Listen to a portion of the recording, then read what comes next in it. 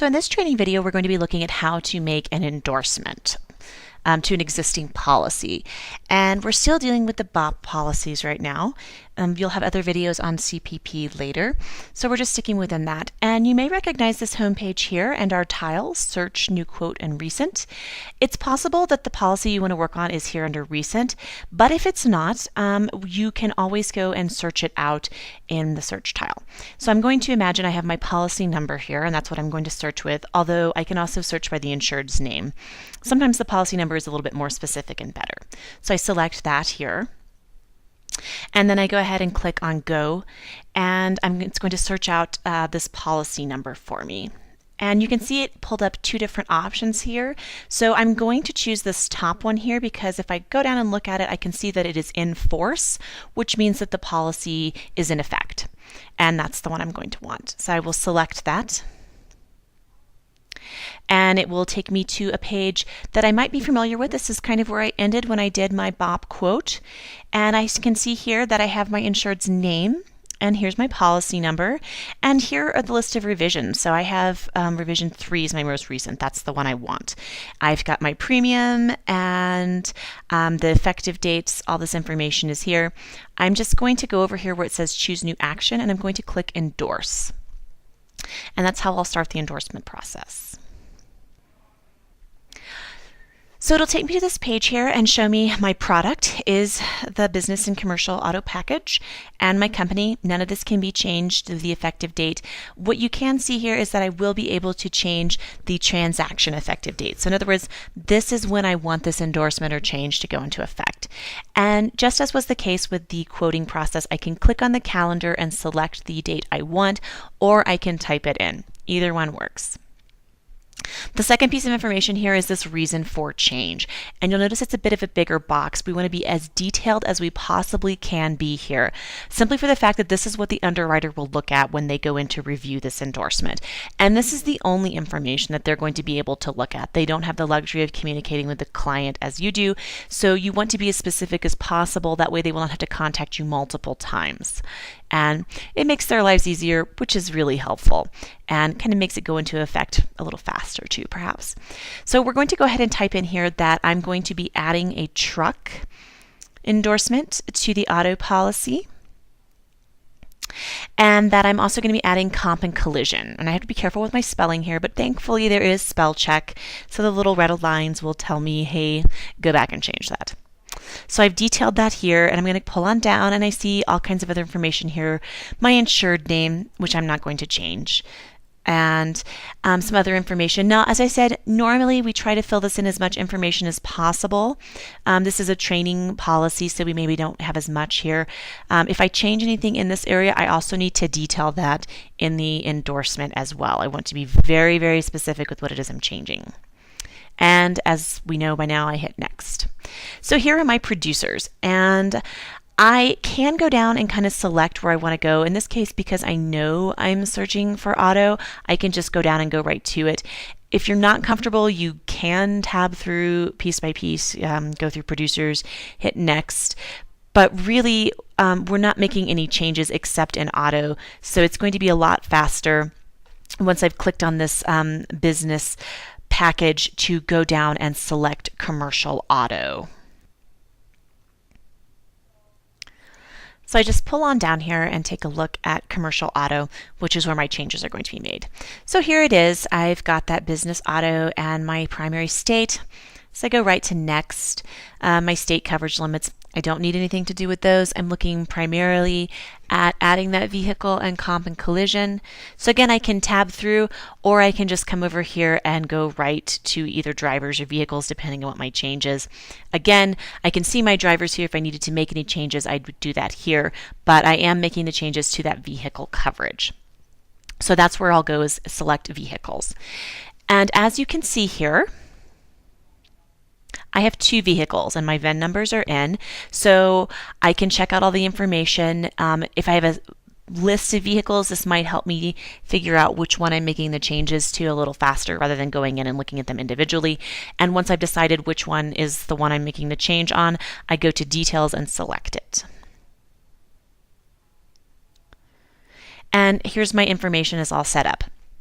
So I can see there's a number of different things I have in here as far as information goes. I could change my vehicle usage information. All of that would be done here.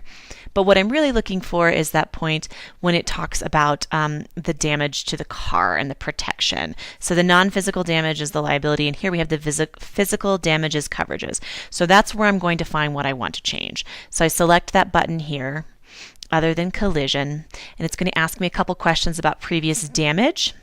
And you can go back up and make sure that you haven't missed anything, but it generally starts right here with that general questions. And so we're going to say no, no previous damage. If I have any non-factory installed equipment, I could put that here, but that's going to be a different kind of endorsement, and we're not looking at that for the moment. We're just looking at adding a comp, which brings us to the deductible. And fortunately, we have our little hourglass, which helps us decide, yes, I want comprehensive. And then for the deductible, to help choose my limit there, or my deductible, I'm going to go in and select 500 here. And then I go ahead and click collision. And basically, I'm going to have to do something very similar. I have to select that deductible that I want to go with it. And I select 500 for that as well. And then you'll see that I have to put in what is the original cost new. Now, for the purpose of this video, I'm putting in just a round number. However, when you are actually going through this process, you want to be incredibly specific about what it is you are, about the cost of the vehicle, and make sure you have the documentation to go with that so that there aren't any questions. And I can go down, and if I wanted to change anything like rental reimbursement, I could do that here, but it would be important that I detail that when I'm done. So now that I'm done, I'm going to go in and hit next, and it takes me automatically to vehicle 2 where I could make any changes if I needed to, which I'm not going to do. I'm only adding it to that one vehicle. That seems rather unlikely, but again, for the sake of the video, we're going to do that. So I will go back and take a look at this first vehicle now, because what I want to do is get a little bit more information on it. You don't have to include the VIN number. I'm going to put it in there just in case the underwriter needs it. So I'm going to copy it, and I'm going to go back up to this first page. And I've said that I'm adding comp and collision, but I haven't said specifically on what vehicle, which may not seem like a big deal, and with 2 vehicles perhaps it's not, but it still is extra time that the underwriter has to go in and try to figure out where the change was made. And so if you can tell them, hey, I added this to vehicle 1 and here's some information about it, that is really very helpful and helps expedite the process and makes all parties a little happier. So we will put that detail in there. Again, any other changes we put would be in here as well. You want to specify. Same thing when you're dealing with location in buildings. Try to put in location, whatever that you're changing, or a particular building, and give the details so that they can go exactly to that piece and take a look at it and make sure they have all that information and get it turned around pretty quickly to you. So just very helpful. Once we've done that, we can go back to vehicles and continue on adding to that truck. So we'll go back to our vehicles tab here.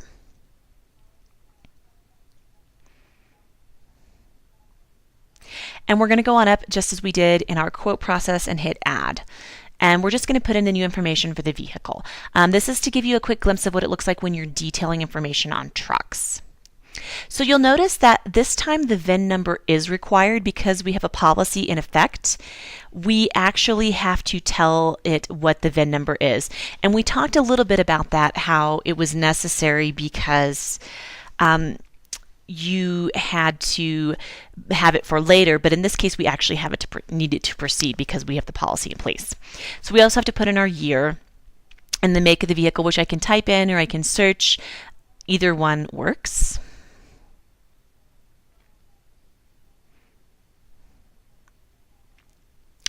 And I put my model in.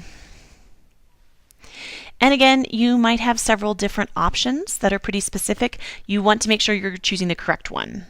So in this case, I have 2 different options for the Tacoma. So the hourglass is a little more helpful to me. And then I'm going to put in my primary garage address. Again, this is our ever familiar zip, which is going to help us by not having to put in as much information.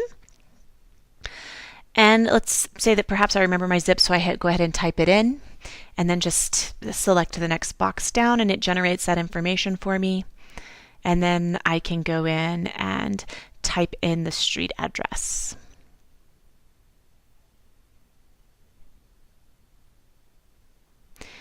make sure everything is in order. And then we have the state of registration. So when I start typing in Montana, it will automatically generate in that drop-down box for me. I'll put in my plate here. We'll make it mixed stew 3 since the other two are mixed stew 1 and 2. And now I have trucks, tractors, and trailers is my classification information here for usage. And so I'm going to go down and give some details about the size and the use of this vehicle. If I'm going to use it for dumping, I need to click that here, and we'll see that you also have to select that in a couple different places. So when it regards to size, you'll notice they don't not only have different size classifications for trucks, but there's a couple different classifications for trailers as well. So make sure you're choosing the correct trailer or truck or whatever it is that you are putting in here, that you're taking the time to select the one. Don't just grab the first one. So use of vehicle, when we select that, we're going to see there are several options and that we're going to have to detail kind of what we've already selected to match it up. So commercial, we're in the commercial policy. And then we have the radius, what it's going to be traveling.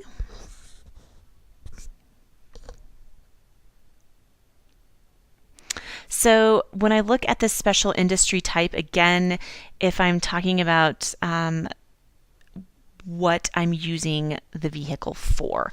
So perhaps because this is an apartment building, I might choose contractor. If I'm using it to dump, again, I'm going to select that here. So maybe I select contractor first, and then once I've selected it, I realize I selected that in error. I can always go back in and choose a different one.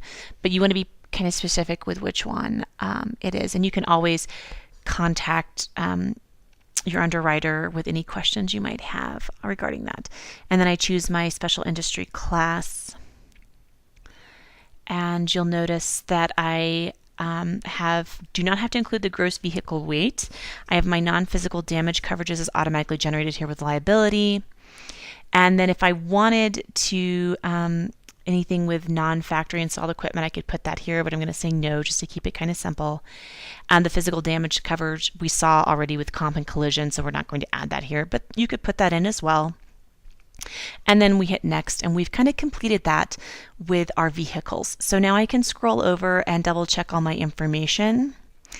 And perhaps I notice here that my cities don't line up. When I typed in that zip, it generated a different city, so I can just go in and delete that and change it to match without having to go all the way back into the system, and then just hit done with vehicles. So I can go through and double check and add any additional coverages if I want, but if I do that again, I want to specify on that first page exactly what it is I'm adding as the endorsement. This is all the same, the related dust liability. When we get to emergency roadside assistance, this is the same as well. I can continue tabbing through this, but again, as I have made the changes in the vehicles, that's pretty much all I need to do at this point. I'm not adding any additional interest or any additional certificate holders, so I can go right down to premium summary, which we know is the end, as we saw with the quoting process, and it is at this time I can hit calculate premium. I've gone through all of my information. And what you'll notice here is that while it's calculating, keep an eye on that premium, the green box, premium up there where it says in progress. We're going to see a little bit of a change. So we can see that our premium has actually dropped, which you're like, oh, that's super exciting, except that's going to be our change in premium, not the completed premium. So when we go on to next here, it will take us to our final page. Make sure that you're giving the correct information to the client. It will take us to that last page, which we already saw in the quoting process. And you can see now that we're also on revision 4. That's the recent change we've made. So if you take a look at it, you will see that the transaction premium is the one we saw, that little lower premium, and then the written premium.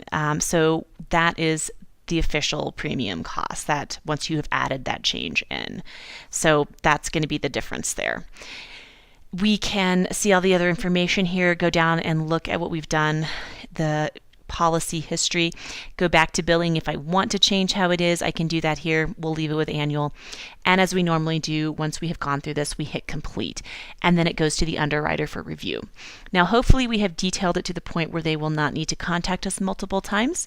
And it will go right through to policy. Again, the no news is good news. And we will be done with that portion. So that is how you do an endorsement, in this case on comp and collision. There will be other examples as well. And always feel free to contact your underwriter with any questions.